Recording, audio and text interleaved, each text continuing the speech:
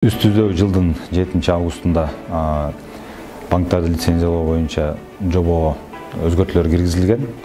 Бул негизги өзгөртүүлөр бул директорлор кеңешинин жана башкарма мүчөлөрүнүн талапкерлерине талаптар боюнча жаңынан каралып чыккан. Банктын капиталында 50%дан көбүрөөк мамлекеттин катышуучу болгон учурда мамлекет эгерде директорлор кеңешине мүчөнү тандай турган болсо, аларга да бир талаптар өзүнчө каралып чыкты.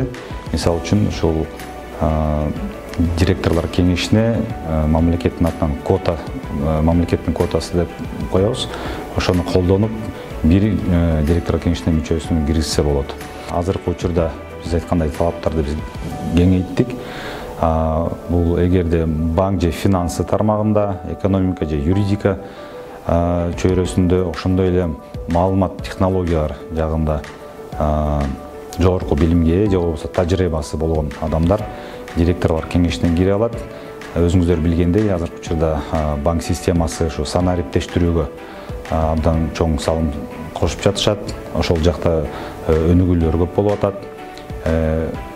Азыркы заманбап учурда айткандай, ошо финтех жабдуулары, технологиялары өнүгүүдө.